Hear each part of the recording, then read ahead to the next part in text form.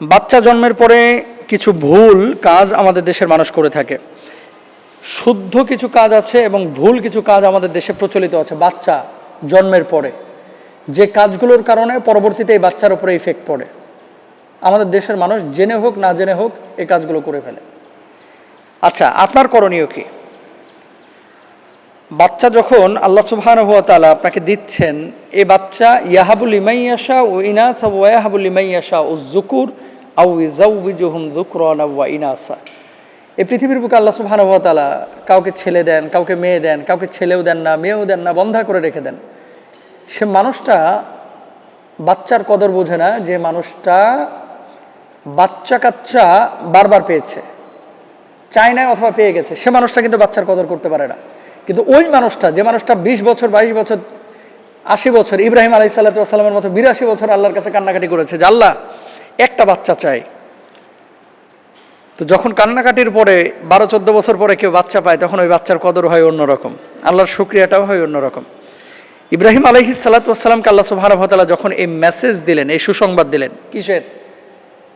যে আমি ইসহাক দান করব, ইসহাককে দান করব, ইয়াকুবকে দান করব, অন্যান্য সন্তান সন্ততিকে দান করব।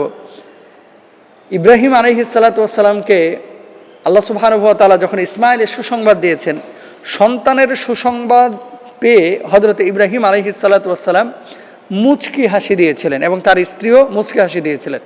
তো খুশির কোনো সংবাদে মুচকি হাসি দেওয়া এবং আলহামদুলিল্লাহ বলা, আল্লাহ শুকরিয়া আদায় করা, এটা হচ্ছে আপনার প্রথম দায়িত্ব। বাচ্চাটা সুস্থ হলো, অনেকে কি করে, এই বাচ্চা সহ কোলে নিয়েই ছবি তুলে ফেসবুকে আগে দেয়, শুকরিয়া আদায়ের আগে ফেসবুকে আগে পাবলিশ করে। তো ফেসবুকে বাচ্চার ছবি পাবলিশ করা প্রথম সুন্নাত না ভাই। আপনার প্রথম সুন্নাহ কি? বাচ্চাটা কোলে নিয়ে পারলে তার কপালে চুমু দিবেন, তারপর আল্লাহর শুকরিয়া আদায় করবেন, আলহামদুলিল্লাহ আল্লাহ আপনার নিয়ামত আমার হাতে এসেছে, আমি যেন এর যথাযথ রক্ষণাবেক্ষণ করতে পারি। এরপর আপনার করণীয় কি? এরপরে করণীয় হচ্ছে ডান কানে আজান দেওয়া, বাম কানে একামত দেয়া। অনেকে কি করে, এই আজানটা দেওয়ার জন্য মসজিদে হুজুর টুকায়। কোন মসজিদে হুজুর আছে, মুয়াজ্জিন আছে, এর খুঁজতে খুঁজতে মনে করেন দুপুর হয়ে গেছে, কারণ মুয়াজ্জিন সাহেব গেছে টিউশনি করতে, ইমাম সাহেব গেছে তার ব্যক্তিগত কাজে। আর আজানের শব্দ যদি আপনার মুখস্থ না থাকে, আপনি ছেলে হন বা মেয়ে হন, আপনার চাইতে কপাল পুরো এই বাংলার জমিনে আর কেউ নাই যদি আজানের শব্দগুলো মুখস্থ না থাকে। তাহলে আপনি কি বলবেন যে হুজুর আমি দিতে পারবো? অবশ্যই। আপনি আজানের শব্দ পারেন না, আপনি ডান কানে আজানটা দিয়ে দেন, বাম কানে একামত দেন। 2 নম্বর। 3 নম্বর আপনার কাজ হচ্ছে তাহনিক করা, একটু মধু বা খেজুর চিবিয়ে তার মুখের মধ্যে দেওয়া, হালকা, কারণ এত বড় গালা ভরে দিলে তো আর খাইতে পারবে না। তবে সেটা কে? একজন সৎ ব্যক্তি হতে হবে, যিনি নামাজি, মুত্তাকি, পরেজগার, যার জবানটা কোরআন দ্বারা পরিপূর্ণ থাকে, সিক্ত থাকে, জিহ্বাটা তেলাওয়াত করে বেশি বেশি। এমন ব্যক্তি দিয়ে তাহনিক করালেন যেটা সুদখোর, যেটা ঘুষখোর, যেটা সারাক্ষণ গান বলে, যেটা সারাক্ষণ মানুষকে গালমন্দ করে, এরকম মানুষ দিয়ে তাহনিক করানোর দরকার নেই। 4 নম্বর, সপ্তম দিন মাথা মুন্ডন করে ওই মাথার চুলগুলোকে একটা পাল্লাই, এখন তো ডিজিটাল অনেক মাপন যন্ত্র আছে, পাল্লাই ভার ওজন করে ওই পরিমাণ স্বর্ণ আপনি সদাকা করে দেবেন বা মূল্য সদাকা করবেন ইনশাল্লাহ। রূপা আপনি করতে পারেন,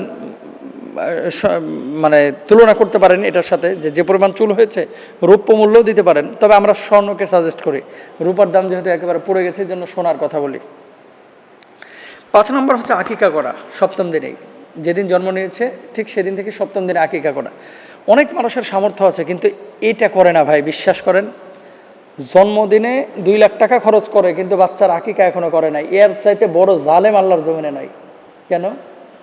এই বাচ্চাটা ইন্নাল গুলামা মুরতাহানুন বিআকিকাতি, আল্লাহ রাসূলের হাদিস, বাচ্চা নিরাপত্তা সুস্থতা এটা আকিকার সাথে সম্পৃক্ত। যদি কেউ আকিকা দেয় বাচ্চাটা ভালো থাকে। আর আমাদের দেশের মানুষ কি করে, আকিকা দেয় না কিন্তু জন্মদিনে বার্থডে পার্টিতে ভাই বিশ্বাস করেন মাখামাখি অবস্থা, এগুলো করবেন না। আকিকাটা দেবেন, সুন্দর একটা নাম রাখবেন, জরিনা মেরিনা লরেনা সরেনা এরকম কোনো নাম রাখবেন না, নাম রাখবেন সুন্দর অর্থবহ, সাহাবীদের নামের সাথে নবীদের নামের সাথে মিল রেখে নাম রাখার চেষ্টা করবেন ইনশাআল্লাহ। কোনো কারণে যদি ফজরের নামাজের সুন্নাহ আদায় করতে না পারি তাহলে কখন তা আদায় করব? খুব ইম্পর্টেন্ট একটা বিষয়, বিশেষ করে ফজরের নামাজে। অজু করতে করতে জামাতের সময় হয়ে গেছে, আপনি দৌড়িয়ে চলে গেছেন, যাওয়ার পরে দেখতে পেলেন ইমাম সাহেব নামাজে দাঁড়িয়ে গেছে। দুটো তরিকা আছে, পদ্ধতি আছে। একটা হচ্ছে যে ইমাম সাহেব আপনি মসজিদে ঢুকলেন তখনই নামাজ শুরু করলো। ফজরের সালাতে সাধারণত অনেক ইমাম সাহেব সুদীর্ঘ সূরা তেলাওয়াত করেন, কেরাতটাকে অনেক দীর্ঘায়িত করেন। তো এমতো অবস্থায় যদি মসজিদে আপনি ঢোকেন তাহলে ইমাম সাহেব যখন দীর্ঘ তেলাওয়াত করছে আপনি সেই সময় নামাজ আদায় করে নিতে পারেন, এক নম্বর। দুই নম্বর বিষয়, আল্লাহর হাবিব বলেছেন যখন জামাত শুরু হয়ে যাবে অন্য কোনো নামাজ আর নাই, তখন জামাতে শরিক হয়ে যাবে। তা আপনি যদি সরাসরি জামাতে শরিক হয়ে যান কোনো সমস্যা নাই, নামাজ হয়ে যাবে। না, আপনি বলবেন যে যেই সুন্নাতের ব্যাপারে আল্লাহ রাসূল বলেছেন যে দুনিয়া এবং দুনিয়ার বাইরে আসমান জমিনে যা কিছু আছে তার চাইতে সবচেয়ে মহামূল্যবান সম্পদ হচ্ছে এই 2 রাকাত সুন্নাহের মধ্যে রয়েছে, বা 2 রাকাত সুন্নাহ এর মূল্য এর চাইতেও বেশি আসমান জমিনের মধ্যে যা কিছু আছে। তো এই সুন্নাহ ছুটে গেলে নামাজ আবার কমপ্লিট হয় কিভাবে? আপনার ফরজ আদায় হয়ে যাবে কিন্তু সওয়াবের দিক থেকে আপনি ইনকমপ্লিট থাকবেন। তাহলে এই সওয়াব আপনি কিভাবে পাবেন? এবার আসেন হাদিসে।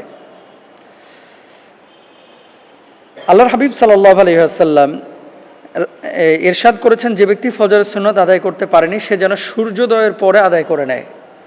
সূর্য যখন ফজরের নামাজের পরে আরও কিন্তু সময় থাকে, 10 মিনিট 15 মিনিট 20 মিনিট থাকতে সময় থাকে। এই যে সূর্যোদয়, ফজরের নামাজের পর থেকে নিয়ে সূর্যোদয় পর্যন্ত এই সময়টায় আল্লাহ রাসূল নফল নামাজ পড়তে না করেছেন। তবে ওয়াক্ত থাকলে আপনি ফজর পড়তে পারেন, ফজরের নামাজের পরের কথা বলতেছি। তো নবীজি বলেছেন যে ওই সময় সুন্নত যদি না পড়া থাকে তাহলে ফজরের সূর্যোদয়ের আগে, সূর্য উদয়ের আগে সুন্নতটা না পড়ে সূর্যোদয়ের পরে পড়তে বলেছেন। এবার আসেন, স্বয়ং আল্লাহর হাবিব সাল্লাল্লাহু আলাইহি ওয়াসাল্লাম কখনো ফজরের সুন্নাত ছুটে গেলে তিনি সূর্যোদয়ের পরে আদায় করে নিতেন।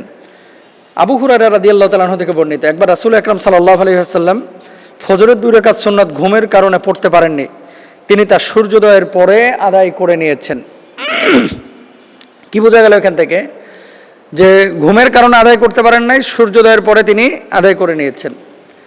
ওমর ইবনুল খাত্তাব রাদিয়াল্লাহু তাআলা আনহু থেকে বর্ণিত, তিনি বলেন রাসূল সাল্লাল্লাহু আলাইহি ওয়াসাল্লাম ফজরের পর সূর্যোদয়ের পূর্বে নামাজ পড়তে নিষেধ করেছেন এবং আসরের পর সূর্যাস্ত পর্যন্ত নামাজ পড়তে নিষেধ করেছেন। এখনই খটকাটা লাগবে আমাদের ভিতরে, কেমন? যে মোহতারাম, আসরের নামাজ তো অনেক সময় আমরা জামাতে পড়তে পারি না, তাহলে মাগরিবের আগ পর্যন্ত যে সময়টা, এখানে কি আমি আসরের নামাজ পড়তে পারবো না?